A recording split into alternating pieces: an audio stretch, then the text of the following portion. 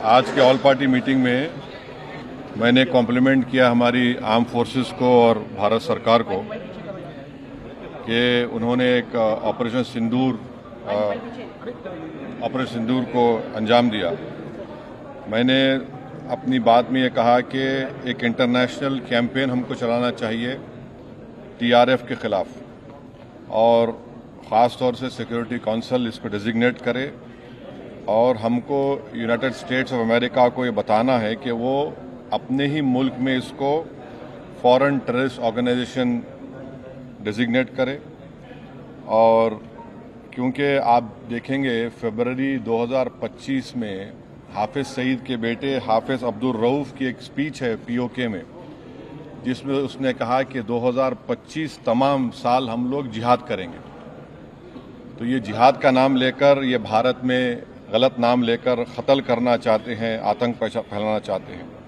तो यूएस को हम रिक्वेस्ट करें, उनको लॉबी करें कि ये टीआरएफ को एक फॉरेन टेररिस्ट ऑर्गेनाइजेशन बनाए, पाकिस्तान को एफएटीएफ के ग्रे लिस्ट में डाला जाए। यूनाइटेड किंगडम से हमने ट्रेड डील किया है, अब क्या क्या बहुत सी चीज़ें कम हो जाएंगी, टैरिफ कम होगा। तो हम यूके गवर्नमेंट से कहें कि वो भी टीआरएफ को बैन करें और यूके ट्रेजरी पाकिस्तान को सैंक्शन करे। यूनाइटेड स्टेट्स से हम ट्रेड डील करने जा रहे हैं और यूएस प्रेसिडेंट ने कहा कि ज़ीरो टैरिफ होगा एग्रीकल्चर पर। तो ये मोर द रीज़न है कि हम यूएस भी इसको कबूल करें। अब कश्मीर में गवर्नमेंट के पास एक बहुत सुनहरा मौका है, तारीखी मौका है कि वो यकीनन पाकिस्तान को कन्फ्रंट करें, मगर कश्मीरियों को अडॉप्ट करें। आप कश्मीरियों को करीब करें। और ख़ास तौर से मैंने कहा कि जो पूंछ में जो लोगों की मौत हुई, सिविलियन लोगों की, और उरी में जो लोग ज़ख्मी हुए, जिनके घर को नुकसान पहुंचा, गवर्नमेंट उनको टेररिस्ट विक्टिम का ऐलान करे, क्योंकि पाकिस्तान शेलिंग में उनकी मौत हुई है, और सिक्योरिटी रिलेटेड एक्सपेंडिचर के तहत मरने वालों को एक्सग्रेशिया दे और सरकार उनका घर बना के दे। और मैंने कहा कि साउथ कश्मीर में गवर्नमेंट को बहुत एहतियात से काम करने की ज़रूरत है, वहाँ के यूथ को हमको करीब करना है।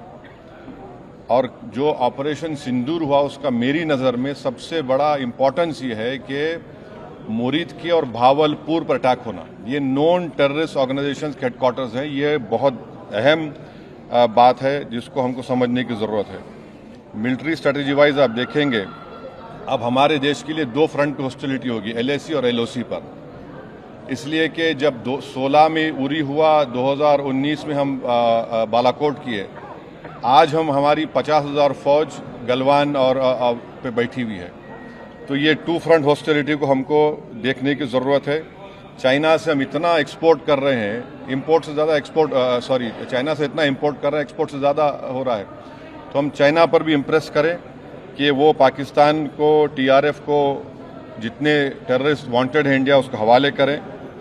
और गवर्नमेंट से मैंने गवर्नमेंट से कहा कि आपने अच्छा जवाब दिया ओआईसी को और तुर्किया को हमको समझाना है कि तुर्किया पूरे विश्व में एक ऐसा कंट्री है जो अपने ही देश में जो टेररिस्ट ऑर्गेनाइजेशन है कर्ड्स, उनको बॉम्ब करता है।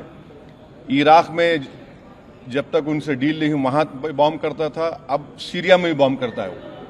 तो तुर्किया को समझाने की ज़रूरत है कि जब आप कर्ड्स के ऊपर जो टेररिस्ट ऑर्गेनाइजेशन है उनको आप एक्शन ले सकते हैं, तो भारत पे क्यों वो सवाल उठा रहे हैं। और हमने कहा कि ये आज पाकिस्तान इसको और एस्केलेट ना करे। इस सिलसिले में आज ईरानियन फॉरेन मिनिस्टर दिल्ली में है, सऊदी फॉरेन मिनिस्टर भी दिल्ली में है।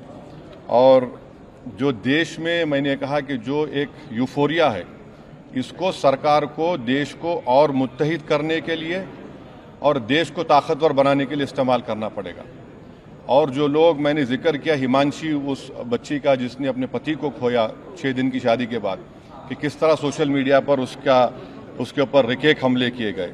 और आखिर मैंने कहा कि न्यूयॉर्क टाइम्स, रॉयटर्स और CNN ने एक कहा कि भटिंडा में एक रफाइल गिरा है।